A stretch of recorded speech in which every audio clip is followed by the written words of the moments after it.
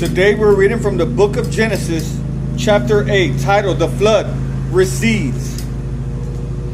But God remembered Noah and all the wild animals and livestock with him in the boat. He sent a wind to blow across the earth, and the floodwaters began to recede. The underground waters stopped flowing, and the torrential rains from the sky were stopped. So the floodwaters gradually receded from the earth. After 150 days, exactly 5 months from the time the flood began, the boat came to rest on the mountains of Ararat. 2.5 months later, as the waters continued to go down, other mountain peaks became visible. After another 40 days, Noah opened the window he had made in the boat and released a raven. The bird flew back and forth until the floodwaters on the earth had dried up. He also released a dove to see if the water had receded and it could find dry ground. But the dove could find no place to land because the water still covered the ground. So it returned to the boat, and Noah held out his hand and drew the dove back inside. After waiting After waiting another 7 days, Noah released the dove again. This time the dove returned to him in the evening with a fresh olive leaf in its beak. Then Noah knew that the floodwaters were almost gone.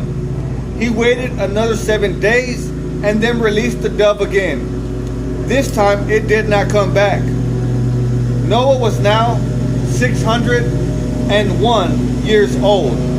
On the first day of the new year, 10.5 months after the flood began, the floodwaters had almost dried up from the earth.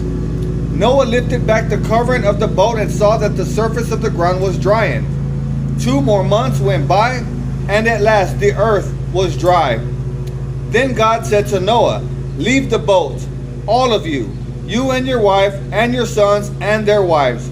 Release all the animals, the birds, the livestock, and the small animals that scurry along the ground, so they can be fruitful and multiply throughout the earth." So Noah, his wife, and his sons and their wives left the boat, and all of the large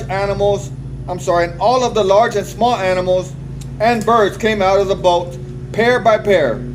Then Noah built an altar to the Lord, and there he sacrificed as burnt offerings the animals and birds that had been approved for that purpose. And the Lord was pleased with the aroma of the sacrifice, and said to himself, "I will never again curse the ground because of the human race, even though everything they think or imagine is bent toward evil from childhood.